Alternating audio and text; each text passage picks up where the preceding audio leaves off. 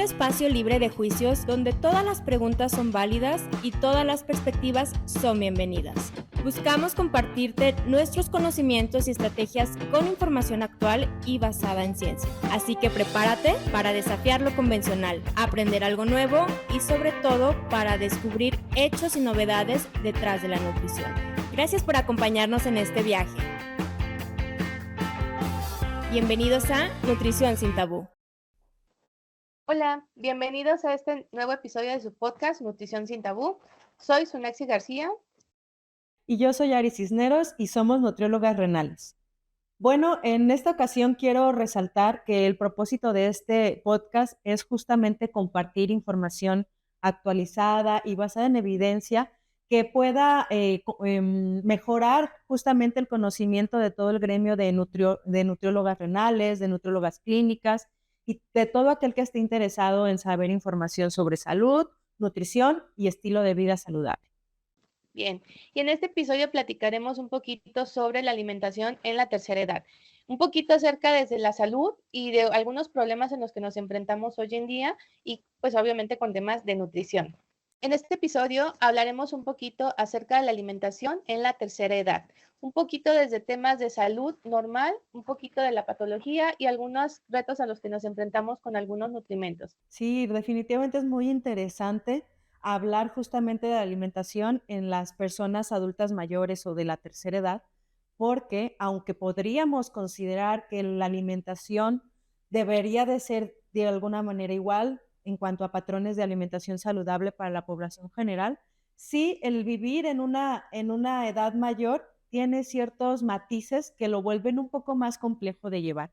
¿Tú qué opinas de esto, Suni? ¿Crees que realmente la alimentación en el paciente adulto mayor tiene que ser de alguna manera diferente? Yo considero que no, Ari, sin embargo, también me gustaría recalcar la edad, ¿no? A la que debemos de considerar a los adultos mayores, porque muchas veces los consideramos desde los 50, 70 y como que no tenemos este dato, o a veces suponemos que la mayoría de las personas sabe el dato, ¿no? Entonces creo que es importante recalcar que a partir de los 65 años es que se considera esta población de tercera edad. Y creo que al igual que la población adulta, niños, adolescentes, la dieta, pues al final, como nos marcan las guías mexicanas, ¿no? Debe ser pues variada, suficiente, inocua, que no nos cause pues básicamente daños a la salud, equilibrada, adecuada también para los adultos mayores y creo que este es uno de los mayores problemas. ¿O tú cuál crees que de estas características de la dieta puede ser el mayor reto en el adulto mayor?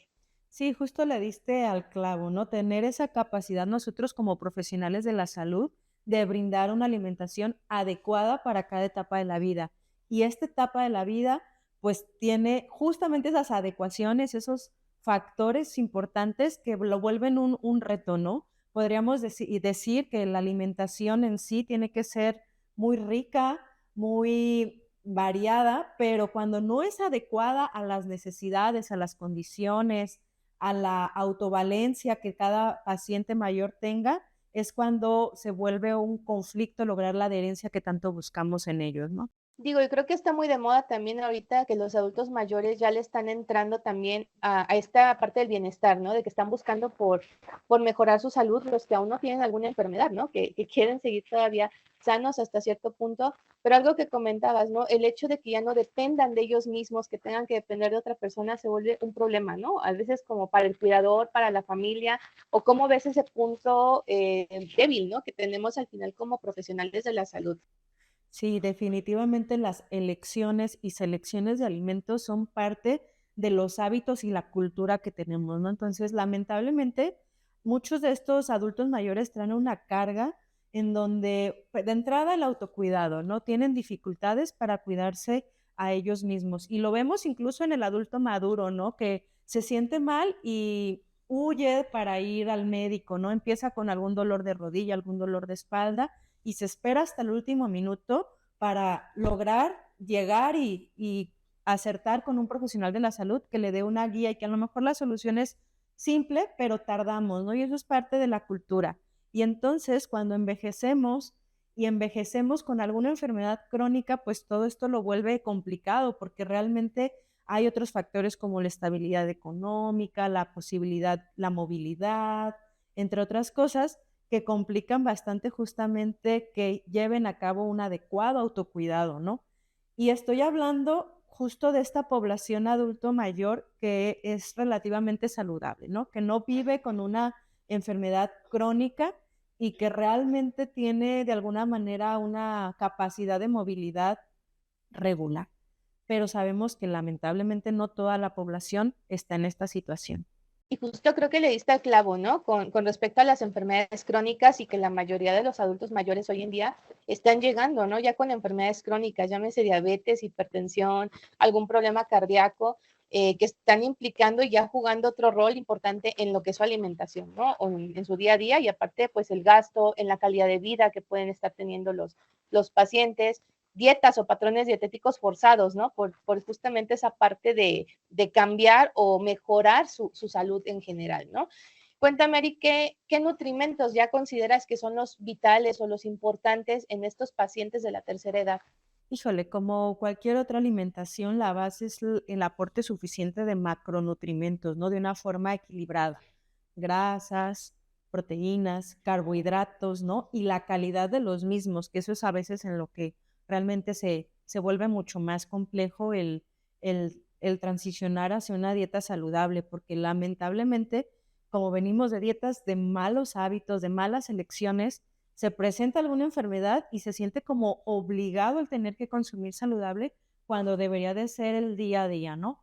Pero ya hablando en específico sobre los macronutrientes, pues yo creo que el adulto mayor tiene las mismas dolencias que en algunas otras etapas, ¿no? La dificultad, por ejemplo, para encontrar buenas opciones de carbohidratos complejos que le brinden fibra, o una buena calidad de grasas. ¿Tú qué opinas sobre esto, Suni?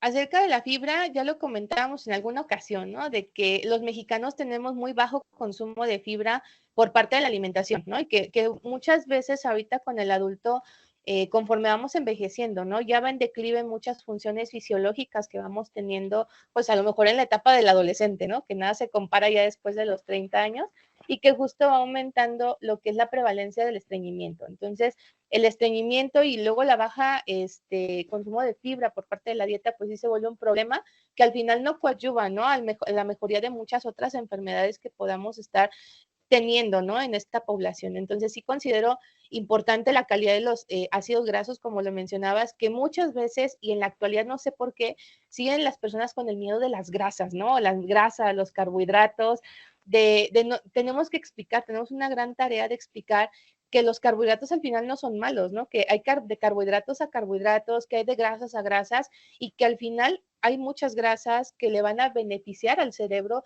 justamente del adulto mayor, ¿no?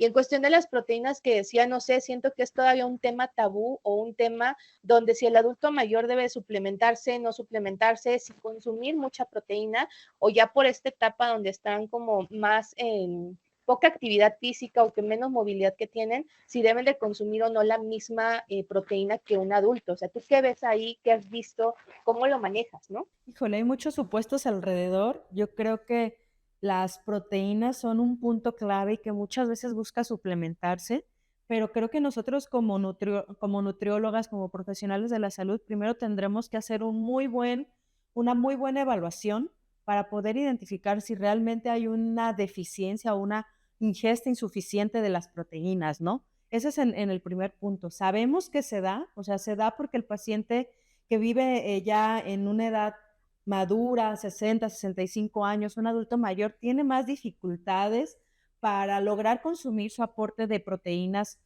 suficiente, ¿no? Ya sea por una pérdida de apetito, ya sea por incluso dificultades en su dentadura, por el acceso a proteínas de alto valor biológico. Diferentes factores pueden ocasionar justamente que no se consuma en cantidades adecuadas. Y digo, la suplementación es una opción, pero también hay que saber cómo suplementar, ¿no? ¿Y cuántos gramos de proteína por kilogramo de peso, ¿no? Porque al final esa es la parte importante que nosotros manejamos, ¿no? ¿Cuántos gramos le vamos a dar al paciente? Esto de la suplementación también se me hace bastante interesante, ¿no? Porque también ya son un mercado para los suplementos, que sabemos que hoy en día también los suplementos tienen mucha segmentación de mercado, ¿no? Entonces, ¿cuánto le recomendarías tú al adulto mayor, ¿no? En la parte de la proteína, o qué has visto, si hay alguna proteína en específico, proteínas de, no sé, bajo valor biológico, que anteriormente se conocía, ¿no? Que hoy en día ya ese término está quedando obsoleto, pero sin embargo, ¿qué proteínas, no? Son las buenas, las de origen animal, las de origen vegetal. Híjole, pues hay mucho que resaltar, por ejemplo, el aporte, ¿no? ¿Cuánto aportar? Pues realmente es lo que nos recomienda la IDR, la OMS, ¿no? 1,8 gramos por kilogramo de peso. Hay que identificar si el paciente se encuentra en normopeso, si tiene un riesgo de desnutrición, si se encuentra sarcopénico, ¿no? Que son esos puntos clave para saber realmente adecuar ese aporte. Pero bueno, teniendo en cuenta esto, 0,8 a 1 gramo por kilogramo de peso, 1,2, hay algunas variaciones según las condiciones específicas. Podríamos entonces ir al siguiente punto, ¿no? La calidad de las proteínas. Tiene que ser totalmente de origen animal, realmente hay un beneficio porque esté más cargada la dieta hacia fuentes de proteína animal, o qué sucede con la proteína vegetal, como dices, estamos rompiendo tabús, ya hay bastante evidencia de por qué la tendencia hacia un veganismo, un vegetarianismo o simplemente una dieta más basada en plantas trae múltiples beneficios, y la comunidad de adultos mayores no se queda atrás con ello. Y bueno, además del adecuado aporte de proteínas y de la fuente, si es vegetal o animal, que las conclusiones son muy sencillas, ¿no? Darle variedad a la dieta, que puedas incluir fuentes animales que nos regalen las propiedades y beneficios de ellas, pero que también le des el mismo valor o incluso un poco más de relevancia al aporte de proteína vegetal, ¿no? Ya que es mucho más noble, por ejemplo, para el estómago, que tanto bien le puede hacer a un adulto mayor, y también que es sostenible, ¿no? Que es algo que también nos tiene que empezar a preocupar. Y ya digo, como último punto, la suplementación, que la suplementación tiene que ser un facilitador. Cuando el paciente no logre consumir su aporte de proteínas a través de la consejería dietética, a través de los tips, de la facilidad con la que la nutrióloga logre implementar diferentes opciones para que el paciente logre consumir su aporte proteico, entonces entra la suplementación. Y ahí sí hay como importantes datos. No sé tú qué opinas, Uni, sobre, por ejemplo, esta relevancia que ha tenido la leucina, ¿no? Que dicen que adicionar por lo menos 3 gramos de leucina a cualquier mix de proteína mejora justamente, digamos, la funcionalidad de esa proteína y logra realmente asegurar un mantenimiento de la masa muscular. A mí me parece eso extraordinario. Fíjate qué interesante ahora ya cómo están también tomando en cuenta estos aminoácidos, ¿no? O sea, ya separando, ya no dejan como en grandes rasgos toda la proteína en general, ¿no? Como que ya están haciendo hincapié en este aminoácido funciona para esto para el otro. Fíjate que se me hace muy relevante eso que estás mencionando acerca de la leucina. No lo había escuchado tan acertado. No sé si me puedas platicar un poquito más, si sabes un poquito más de esto. Mira, yo considero que la evidencia está en construcción, que siguen existiendo lagunas sobre como en qué condiciones sí puede ser muy útil, pero lo que sí resulta muy relevante es justamente el valor que tiene este aminoácido para el mantenimiento de la masa muscular. Tal vez no podemos escuchar un incremento porque ya si hablamos tal cual de la fisiología del músculo, es un tema de recambio, mantenimiento de la masa muscular, pero lo que sí se ha visto es su aplicación clínica, ¿no? Y aunque la leucina la encontramos en diferentes alimentos, el aporte justo de 3 a 5 gramos sí requiere una suplementación, digamos, de precisión. Entonces, creo que hay mucho por saber. Lo que sí podemos destacar es esto, ¿no? Que empieza a haber justamente nutrimentos clave tan específico como un aporte, una dosis de un aminoácido que realmente puede hacer la diferencia entre el desgaste natural que puede llevar un adulto que no hace actividad a un mantenimiento de la masa muscular. Y bueno, Ay, perdón.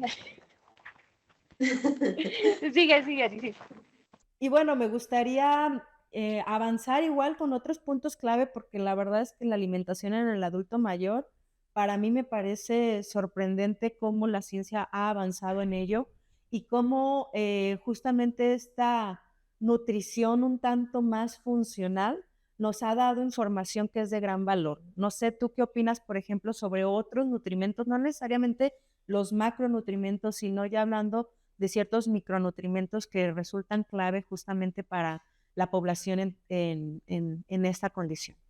Pues fíjate que algo, retomando un punto de lo que tú decías sobre la masa muscular, ¿no? Y que está pues ya más estudiada la parte de la proteína y la masa muscular, encontré algo que me pareció bastante interesante en una revisión sistemática que hablaba acerca del omega 3 en la sarcopenia. O sea, tú sabes que la sarcopenia es un problema, ¿no? Es una patología al final ya en el adulto mayor que es muy frecuente, ¿no? Esta pérdida de masa muscular, pérdida de fuerza que también van teniendo, pérdida de masa grasa, y que justo lo asociamos a la falta de actividad física, lo asociamos a la falta de consumo de proteínas de calidad, ¿no? O suficiente de proteínas en la dieta del adulto. Ahora que estaba indagando y encontré esto del omega 3, me pareció interesante cómo el omega 3 lo están abordando hacia otra área que anteriormente no se tenía estudiada, ¿no? O sea, como que el omega 3 lo analizamos o lo relacionamos mucho con la antiinflamación, con antienvejecimiento, con algunos efectos en la cognición, ¿no? De las personas adultas o de los jóvenes inclusive, ¿no? Sabemos que en cualquier etapa el omega 3 pues es al final uno de los nutrimentos importantes y pues indispensables básicamente porque no lo cubrimos por parte de la dieta, ¿no? Que al final EPA y DHA no lo vamos a encontrar en la dieta. Entonces, hablando un poquito de esta revisión, que sí me sorprendió, ¿no? Porque es impresionante cuánta cantidad de artículos hay de omega 3, pero en sarcopenia, y son justamente artículos, revisiones que se hicieron, bueno, sí, artículos de estudio, y esta revisión que yo leí fue acerca de como 9 estudios en promedio más o menos desde 2019 a la fecha. El artículo se publicó ahorita en 2024 y nos hablaban sobre el efecto de la suplementación de al menos unos 3 gramos de omega 3 para la prevención de sarcopenia.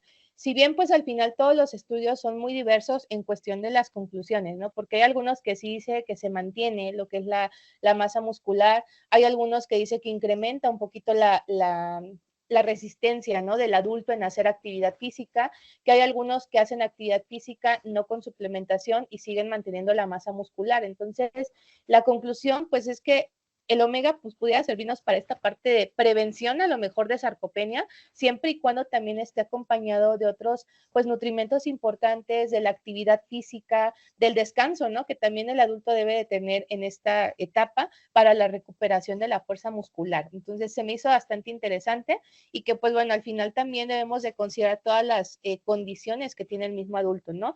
Algún estado fisiológico, alguna patología que esté, la asimilación del mismo omega y algo importante que se me hizo, bueno, se me hace recalcar es de que la fuente del omega 3 también es importante, ¿no? Que le asemejan más o que le achacan más la parte de mejoría en los pacientes o que es una buena suplementación cuando es de origen animal a origen vegetal. No sé ahí si tengas tú como alguna opinión acerca de las fuentes del omega o de algún otro nutrimento que te interese platicarnos. Sí, creo que el omega tiene un gran alcance, definitivamente, y yo lo considero para diferentes rubros. La alimentación hace sinergia con la actividad física.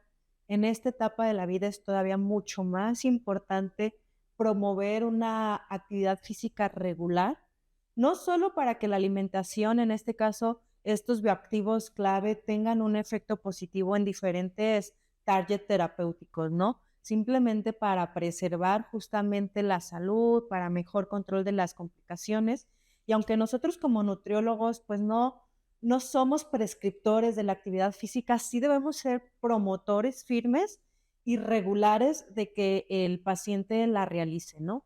Y ya en específico con el omega 3, lo que me comentabas de las fuentes, sí, yo creo que las fuentes marinas, los pescados, el atún blanco, las sardinas, son de alguna manera las opciones como más biodisponibles, más asimilables, pero también las que culturalmente son más complicadas, ¿no? Yo lo veo cada que tengo un pacientito en consultorio y le hago ahí por ahí una frecuencia de consumo de alimentos, cada cuando consume pescado.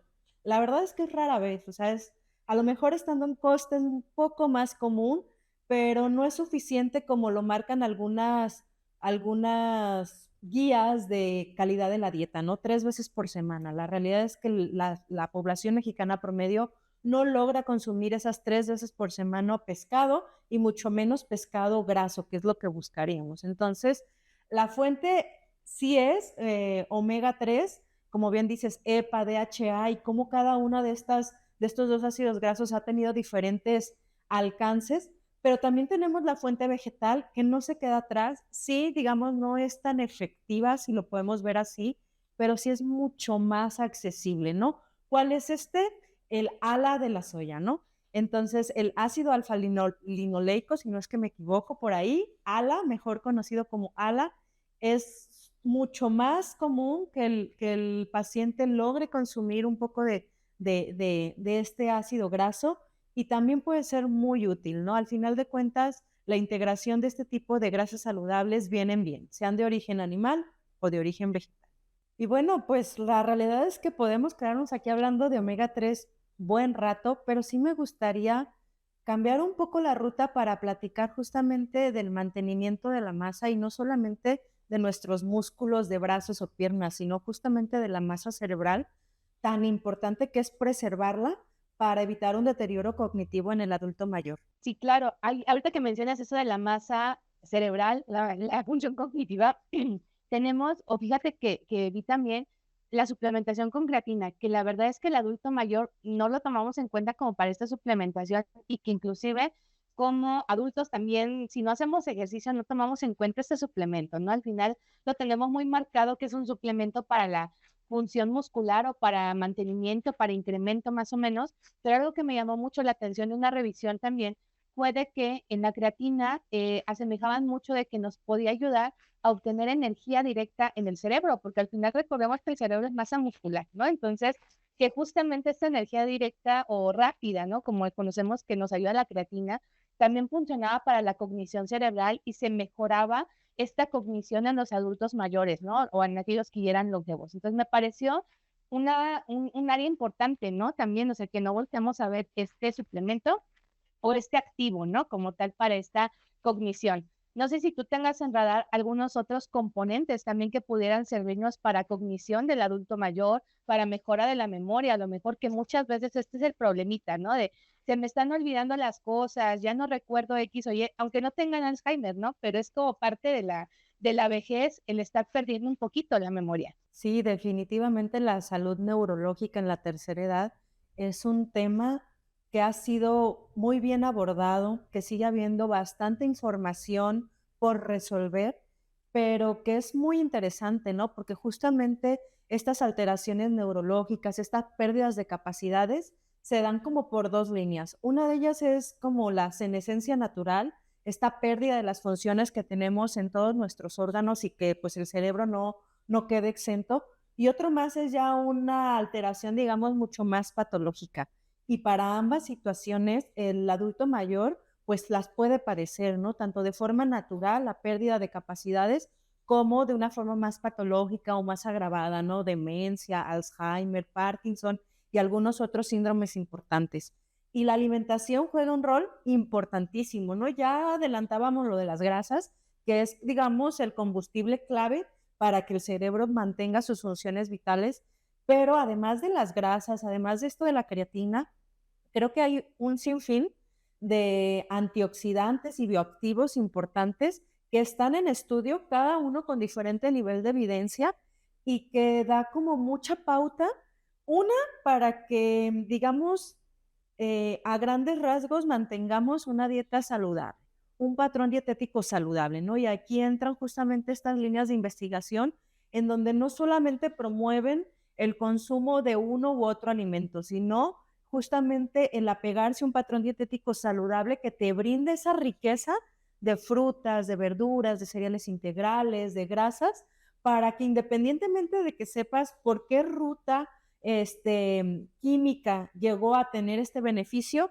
sí asegures pues la preservación justamente de esta capacidad, ¿no? Memoria, aprendizaje, esta funcionalidad operativa que va más allá desde recordar, desde tener la capacidad de aprender cosas nuevas, de retener información, entre otras cosas. Entonces, sí quisiera que resaltar de alguna manera que la manera, digamos, más sencilla y a la vez más práctica es la promoción de patrones dietéticos saludables. No sé, ¿tú qué opinas sobre esto? Tenemos patrones muy buenos a nivel Latinoamérica, a nivel México, que tienen mucho potencial, Suni.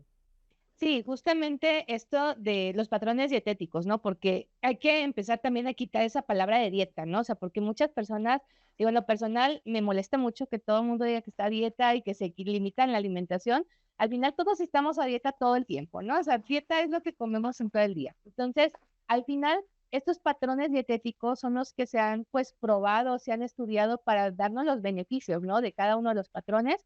Bien lo has mencionado, patrones dietéticos como la dieta DASH, dieta mediterránea, que tienen gran cantidad de consumo de frutas y verduras, ¿no? Que es donde encontramos estos antioxidantes, y lo voy a poner entre comillas porque yo sé que tú me vas a hablar un poquito de estos antioxidantes como tal, porque solo lo ponemos así, tienen antioxidantes, pero ¿cuáles? O sea, porque hay muchos antioxidantes en la literatura que tienen ya una función específica en nuestro organismo, ¿no? Entonces, estos dos al menos son los que pues se han probado muy recientemente, lo que es la dieta basada en plantas, ¿no? O sea, como lo mencionabas al inicio, esto de estarle tirando hacia el vegetarianismo, veganismo como tal, tiene un porqué, no, o sea, sí la cuestión de la contaminación, del aire, de la huella de carbono, pero al final también tiene un porqué mucho más allá que va a darnos grandes beneficios, ¿no? En la parte interna de nuestro organismo.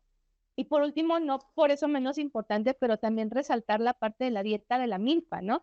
Que es al final la dieta que tenemos los mexicanos, alimentos que tenemos al alcance, porque inclusive un alimento primordial para los mexicanos, los frijoles, que muchas veces se dejan, ¿no? De consumir, tenemos variedad de frijoles de todos los colores y cada color tiene un porqué, tiene una razón, tiene un compuesto distinto que nos puede ayudar a darnos ese plus, ¿no? También a la parte de la dieta.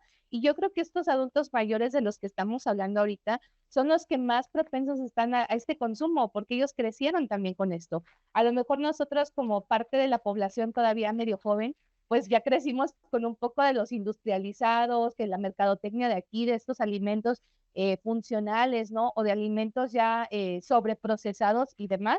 Y ellos son los que están o crecieron básicamente con todos estos alimentos naturales y que hay que recordar que también pues la cultura mexicana o la alimentación mexicana es pues patrimonio de la humanidad, ¿no? Entonces, no sé si todos estos patrones dietéticos necesitan más impulso, pues básicamente para que la población entienda que hay estos nutracéuticos o alimentos funcionales o compuestos bioactivos que nos van a ayudar a la población, ¿no? Al organismo en sí. Sí, definitivamente es mucho más fácil la identificación cuando se aísla un bioactivo y se suplementa a lo mejor para fines de investigación y puedes demostrar desde su mecanismo de acción hasta su efecto terapéutico.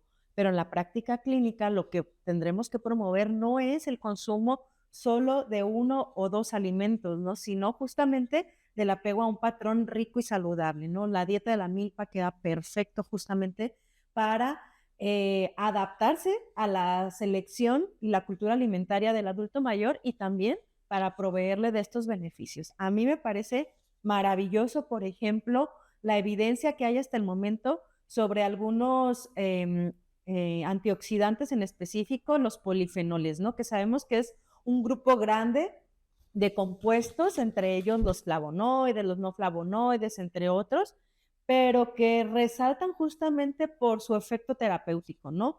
Y sí, aún controlados, digamos, en entornos controlados como son los ensayos clínicos y la suplementación con dosis muy específicas, han mostrado beneficios impresionantes, por ejemplo, sobre la memoria a corto plazo, la memoria a largo plazo. Simplemente hay datos de que consumir una taza de berries, sean las que sean, sobre todo blueberries, zarzamoras, frambuesas, tiene un efecto sumamente positivo sobre la preservación justamente de las capacidades cognitivas, ¿no? Y por otro lado, no se quedan atrás los cítricos, que yo soy una super fan del consumo de cítricos. México está rico de una diversidad de cítricos importantes, incluso unos no tan conocidos de forma internacional, pero que al final de cuentas son ricos en vitamina C, en algunas otras vitaminas, vitamina E, vitamina A, ¿no? La toronja, la guayaba, la naranja. que también son sumamente ricas en antioxidantes y que también tienen un papel vital para la preservación de las capacidades funcionales. Sí, claro. Y justamente, pues bueno, que muchas veces dejamos de lado también ya en esta edad por la cuestión de todo lo gastrointestinal, ¿no? Que de repente los pacientes llegan a manifestar. En algún momento lo mencionaste, la falta de dentadura, ¿no? Que algunos pacientes ya tienen, pues sí les impide o les causa molestia, ¿no? A lo mejor la sensación de los cítricos, pero se me hace bastante interesante cómo lo podemos, pues básicamente fomentar, ¿no? No nada más como la vitamina C, sino que hay otros elementos importantes que también les van a beneficiar a ellos pues en la memoria, ¿no? Y retomando un poquito estos pues compuestos importantes, fíjate que hay uno que también en los últimos años ha tomado más auge, lo que es el glutatio. No sé si tú has escuchado un poquito acerca de esto y de cómo pues te ayuda también a la función cognitiva, inclusive una suplementación de unos 300, 500 miligramos, para que de esta forma también el paciente, que hay estudios que inclusive hasta en Alzheimer puede mejorar un poquito, claro que no revierte la enfermedad ni nada por el estilo, pero sí mejora un poco la función de la memoria. Y en el caso de Parkinson se ha visto inclusive que puede ayudar a disminuir un poquito lo que son los temblores, ¿no? Que al final no es magia, no es medicamento, se está viendo pues igual como un antioxidante, pero entonces si has escuchado un poquito acerca de este, pues ese antioxidante, ¿no? Este compuesto. Sí, fíjate que he escuchado un poco sobre ese alcance que tiene para corregir este llamado estrés oxidativo, ¿no? Y que tiene implicaciones en diferentes ámbitos de la medicina, ¿no? Y pues sí, uno de ellos seguramente debe de ser esta preservación de las capacidades o mejora justamente de estas alteraciones cognitivas. Es muy interesante, Suni, me gustaría, por ejemplo, preguntarte si en esta revisión que tú leíste, brindan alguna asesoría sobre qué dosis de glutatión brindar o cuál es la mejor fuente de glutatión para que el consumo de este pues sea mucho más frecuente en esta población. Pues fíjate que hubo varias, ¿no? Hay varias revisiones que hay varios estudios que se han hecho, ¿no? Inclusive para pacientes que ya tenían estas enfermedades, ¿no? Parkinson, Alzheimer, sí inclusive hacían dosis grandes, o sea, dosis de hasta 1000 miligramos, pero algunas intervenciones eran intravenosas, otras, o sea, era un compuesto, es muy un compuesto versátil. Sin embargo, la mayoría de la suplementación o cuando estamos hablando de un suplemento en sí alimenticio, llámese pastilla, llámese polvo, ¿no? Que también lo encontramos ahí, se veían dosis entre 300 y 500 miligramos, más o menos, como para también el mantenimiento de la función cognitiva, ¿no? O sea, no es como superdosis para toda la población. Y yo creo que también la población, pues que sí tiene una enfermedad de este tipo, pues ya con orientación de del profesional, ¿no? Del neurólogo que se va a encargar, pues de ayudarnos a brindar como parte del tratamiento tanto dietético como médico, ¿no? Para este pacientito que está sufriendo esta enfermedad. Híjole, pues hay bastante por indagar, hay bastantes líneas de investigación potenciales en la misma nutrición funcional, en el mundo de los bioactivos y nutracéuticos, y creo que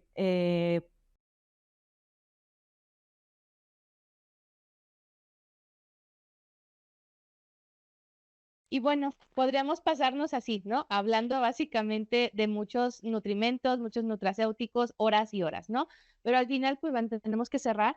No sé si tú tengas alguna opinión, algún consejo, sobre todo Ari, para las nuevas generaciones, o sea, de futuros nutriólogos y también para todos los colegas que a lo mejor no se atreven a tratar a los adultos mayores. No sé, ¿qué consejos podemos darles a toda esta población? pues mira, creo que mi mejor consejo es apéguense a la metodología de un buen PAM, un buen proceso de atención nutricia, hagan una evaluación de calidad para que puedan de ahí detonar las mejores estrategias justamente de la mejor identificación de problemas nutricionales, ¿no? Y tampoco que no tengan miedo en cubrir justamente a través de la suplementación estas lagunas que a través del consejo dietético no se lograron. Y no porque yo sea una promotora férrea sobre la suplementación, sino porque sí considero que es un facilitador para mejorar calidad y estatus nutricional de cualquier población. Y una población como es la adulta mayor requiere justamente de ese énfasis para alcanzar justamente el bienestar que tanto buscamos en ellos. Muy bien, Ari, muchas gracias. Y bueno, también esta parte de los nutrimentos importantes, ¿no? De los que recapitulamos el día de hoy, pues un poco acerca de las proteínas, ¿no? Específicamente hablamos un poquito de la leucina, omega 3, el glutatión, algunos nutracéuticos como los polifenoles, la creatina, que bueno, son nutrimentos importantes que a lo mejor dejamos de lado para el adulto mayor. ¿Y algo más que quieras agregar, Ari, de lo que hablamos? Pues nada, la fibra, ¿no? Que ha tenido un papel importante. Antes como que no le hacíamos mucho caso porque no era nutrimento y ahora hemos visto el poder que tiene justamente no solo de forma localizada para nuestro sistema intestinal, sino otros alcances, ¿no? Que a través de la microbiota nos ha dado. Y pues no, nada más, creo que ese fue un buen resumen de todo lo que pudimos dialogar el día de hoy. Muchísimas gracias, Ari, de verdad por esta charla. Siempre es enriquecedor y un gusto compartir contigo temas de interés social. La verdad es que sí, fue muy amena. Muchísimas gracias. No, pues muchas gracias a ti, Suni. Que vengan más charlas como esta. Y bueno, muchas gracias a todos los que nos están escuchando en vivo. Gracias por acompañarnos. Síganos en todas las redes sociales y estén pendientes de los siguientes pues, webinars, episodios de podcast también. No olviden ponernos algún tema de interés que les pueda interesar, pues también a ustedes, algún otro tema que les guste escuchar. Y pues bueno, muchas gracias. Nos vemos en el siguiente episodio. Hasta luego, nos vemos en el siguiente.